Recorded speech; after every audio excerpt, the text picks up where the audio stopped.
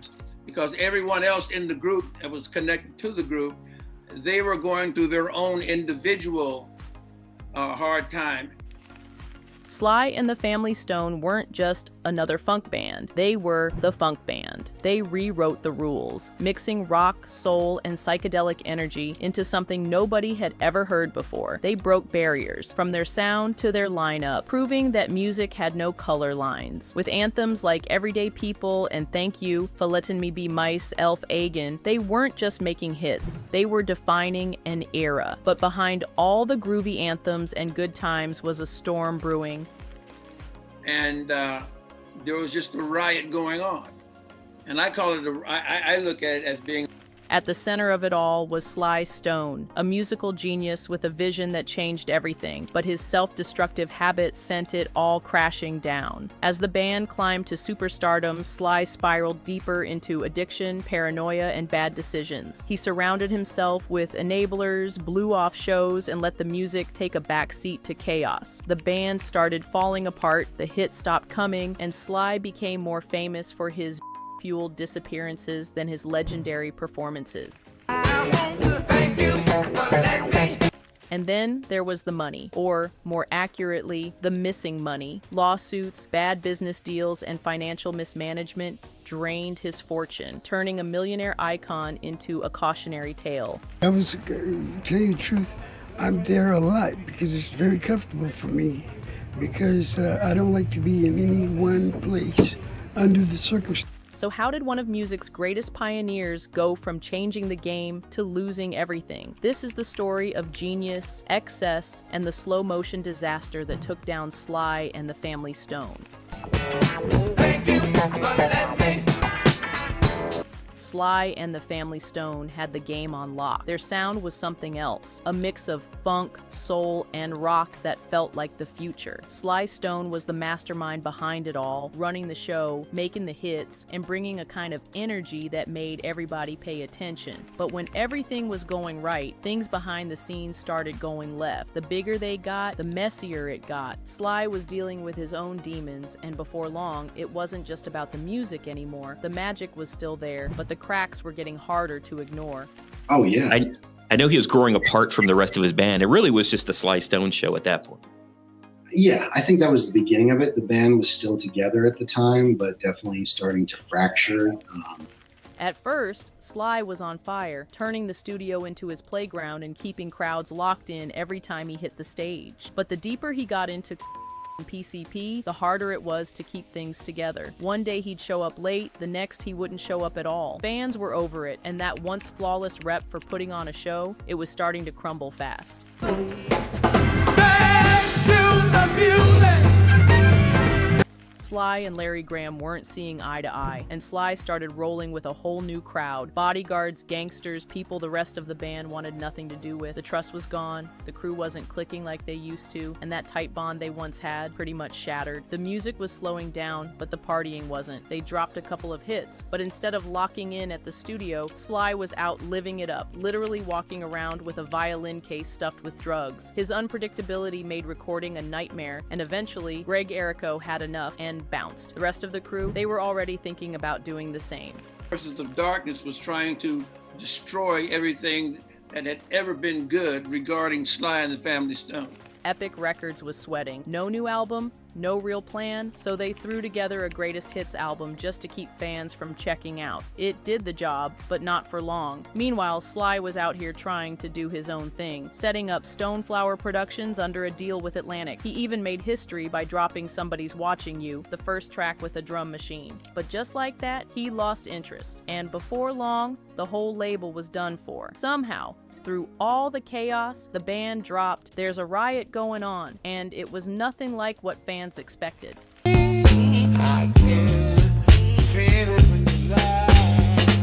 The bright, feel-good energy was gone. This was heavy, drained, and straight up unsettling. Sly was so deep in the process, he recorded over the same tapes until they were practically see-through. The whole thing felt like a mirror of where he and the world were at that moment. Some called it genius, a raw statement from a black artist who refused to play the industry's game. Others saw it as proof he was falling apart. Fresh was the last big win before it all fell apart. After that, it was a downward spiral. The drugs took over and everything else, his career, his money, even a place to stay, slipped away. Legal battles piled up, and the same guy who had changed music forever ended up as a warning of how fast it could all disappear. So, I'm going to rehab. you're gonna go to rehab? Yeah. So you are still using? Well, no, but I want to be true with it. The struggle never really stopped. Even decades later, the damage was clear. By the 2010s, crack had wrecked his health and hospital trips became routine. But no matter how bad it got, he refused to listen to doctors. He'd check himself out, barely able to walk, just to make his way back to his dealers. Some days, it took him an hour just to get to the parking lot.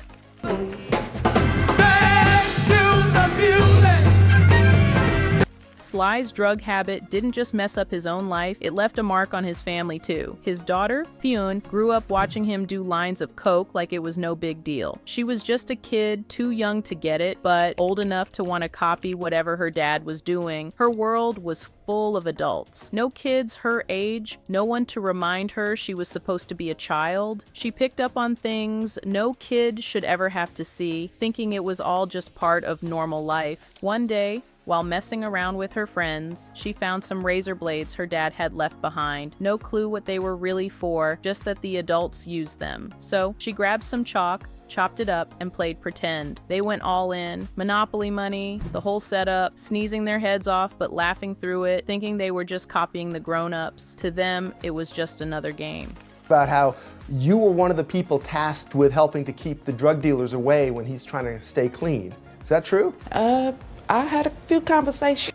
Her parents had love for each other, no doubt about that, but he was barely around. Fun was sure no man ever meant more to her mom than Sly did. Even after they split, Cynthia never moved on. Her whole world became raising her daughter, but no matter how much love was there, Fun still felt the gap. Other kids had their dads in their lives. She just had the memory of one. As the years passed, the distance between them grew. His lifestyle didn't leave much room for fatherhood, and she stopped waiting around for him to show up. But eventually, life brought them back together. When they finally saw each other again, neither of them could hold it in. Tears, hugs, the whole thing. Even the people around them got caught up in it. It was one of those moments that made all the lost time hit even harder. Novena Carmel, the second daughter, barely had any real childhood memories with him. One time, she called him up, hoping for a normal conversation, but he was so out of it that he didn't even realize who he was talking to. It stung. She wanted a real father-daughter bond, but that just wasn't in the cards back then. The other crazy Sly Stone moments, because I think we were born into that. Sly's choices didn't just leave a mark on his daughters, his son felt it too. Growing up, he kept hearing about his dad getting into trouble, and every headline chipped away at the image he wished he had of him. He wanted the legend, not the mess. For a long time, they barely spoke. Sylvester Jr. never really got to experience anything that felt normal with him either. He understood the pressure that came with fame, but that didn't make it any easier. Now that Sly had finally cleaned up, they were actually having moments that felt like something close to a real father-son relationship. They'd been trying to fix that, piecing together something real after years of distance. Sly's kids obviously have plenty to say about how his addiction messed things up for them, but they also admitted things were different now. Novena said their relationship was way more chill these days. When she asked what he wanted for his birthday, all he wanted was a massive pizza loaded with everything. She just laughed. He was basically a regular old guy now, into simple stuff like westerns and cars. Him just being at home, we come over, decorate the Christmas tree. Right. Apparently, Sly isn't as bold as he seemed on stage. In reality, he was painfully shy. She figured drugs gave him that extra boost to feel fearless when he was younger, which might have been why he got hooked in the first place. The world saw a larger-than-life performer, but behind the curtain, he was fighting his own battles. Sure, the highs gave him confidence, but in the end, they wrecked his career and his health. Getting clean wasn't some overnight success story. His daughter Fune and ex-girlfriend turned manager Arlene Hershkowitz practically turned his house into a fortress, blocking out dealers, even the ones with serious street ties. But years of damage had already done their thing. His lungs were shot, his hearing was fading, and his voice, once electric, was barely there. For most of his life, he did exactly what he wanted, but in the end, the bill always comes due. So? I'm going to rehab. You're going to go to rehab? Yeah. So you are still using? Well, no, but I want to be true with it. So, Sly finally called it quits on the drugs. I guess something had finally clicked. After yet another emergency hospital run, the reality hit different. Maybe it was losing so many people. Bandmates, old friends, even his daughter's mother. Maybe his body just couldn't take the punishment anymore. Whatever flipped the switch, he finally stopped brushing it off and decided it was time to do something about it. But his body was already paying the price. His lungs were shot, breathing was a struggle, and he knew he should have stopped way sooner. Music was still his thing, but he couldn't ignore the damage. If he could do it all over again, maybe he would have taken better care of himself. But there was no rewinding the tape. Doctors warned him that if he didn't cut it out, things would go downhill fast. He finally listened, cleaned up, and stuck with it. His health was still rough, but at least he wasn't making it worse. After everything, he was finally living with a little more calm. Moving around got harder, talking wasn't easy, and while his mind was still sharp, getting words out was a struggle. That's why the team behind Sly Lives decided to skip a new interview with him. They didn't want to put him on camera in a way that felt unfair. Back in the day, even when his health was already shaky, he still hit the stage with his daughter, Funny Stone. He wasn't at his peak, but he could still sing and play. Now that chapter's closed. Performing just isn't in the cards anymore. Forces of darkness was trying to destroy everything that had ever been good regarding Sly and the Family Stone. Now, while his music stood the test of time, his bank account didn't. Decades later, the man who once commanded packed arenas was living out of a van. His fortune seemingly vanished into thin air. I was, to tell you the truth, I'm there a lot because it's very comfortable for me because I don't like to be in any one place under the circumstances.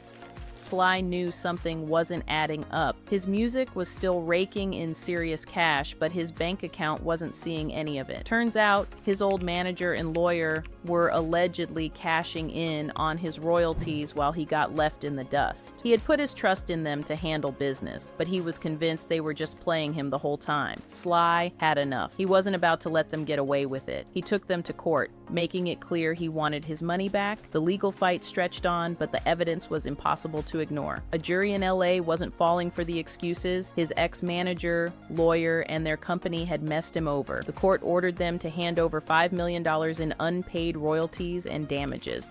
I don't like to be in any one place under the circumstances with this lawsuit.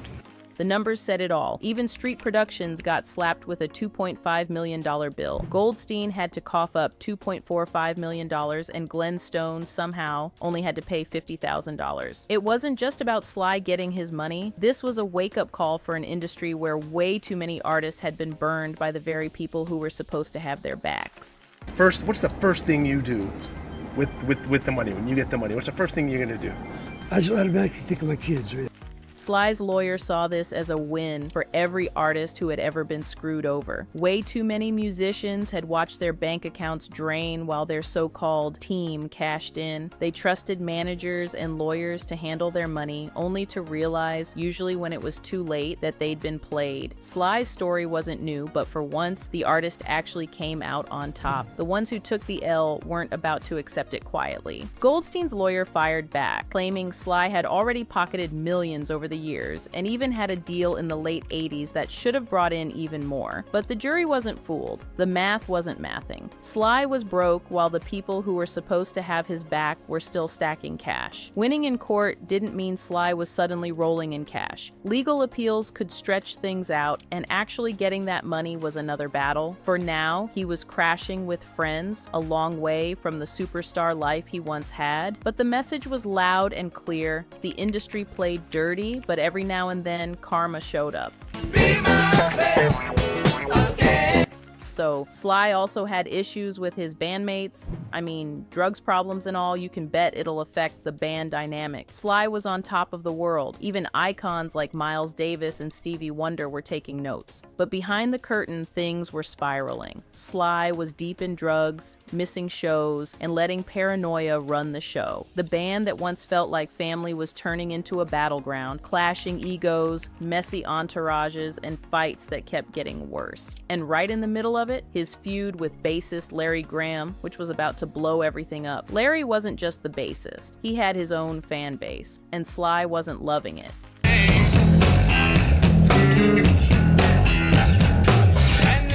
He allegedly saw him as competition, and things got tense fast. By the time they hit Madison Square Garden, it was a mess. Sly was too out of it to pull off a solid show, and the crowd noticed. To make it worse, Stevie Wonder, who went on before them, completely stole the moment. Sly lost it. Instead of taking the L, he turned on his own people. Backstage turned into chaos. Crew members got jumped, one ended up with a concussion, and someone's girlfriend was allegedly snatched. Back in LA, things spiraled. Word on the street was that Larry had put a hit out on Sly, and Sly wasn't about to sit around and find out. Instead of letting paranoia eat him alive, he took action. Him and his crew tracked Larry down at a hotel and went all in. The fight was brutal, leaving some people laid out cold. Larry barely made it out and never set foot on stage with the band again. And so there were just very bad times because everyone else in the group that was connected to the group, they were going through their own individual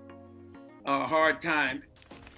That was pretty much the breaking point for Sly and the family Stone. Larry went off to start Graham Central Station, while Sly kept sinking. More drugs, more paranoia, more chaos. His crew got more aggressive, his decision-making got worse, and before long, one of the most game-changing bands ever was officially done for. The band was barely holding it together at this point. Sly or someone else was always MIA, too messed up to play, or straight up passing out, which made booking shows a nightmare. Fans weren't exactly thrilled either. If they showed up and the band didn't, chaos followed. No one wanted to manage them, so Ken Roberts stepped in when everyone else bailed. Things hit rock bottom when they booked a show at Radio City Music Hall. Almost no one showed up, and they were so broke afterward that they had to scrape together enough cash just to get home. That was it. The band was done. From there, everyone went their separate ways. Rose Stone's husband pulled her out, and she went solo, dropping a Motown-inspired album under the name Rose Banks. Freddie Stone linked up with Larry Graham's new band for a bit before quitting music entirely and becoming a pastor. Little Sister fell apart too. Mary McCreary married Leon Russell and started making music with him instead. Meanwhile, Andy Newmark pivoted to session drumming and ended up working with legends like Pink Floyd, B.B. King, and Steve Winwood. Sly and the family Stone didn't just make music, they flipped the entire scene upside down. They brought a whole new sound, mixed things up in ways nobody else was doing, and proved that rules in the industry were made to be broken. But while they were setting stages on fire, things behind the scenes were a complete mess. Drama, betrayal, and a downward spiral that nobody saw coming. Sly had the world at his feet until everything fell apart. Even now, artists still pull from what he created, but his story isn't just about influence. It's about how fast it can all disappear. Was it bound to happen, or could he have changed the ending? Let's hear your take in the comments. And hey, if you're into deep dives like this, don't forget to hit that like button, subscribe, and turn on notifications so you're always in the loop.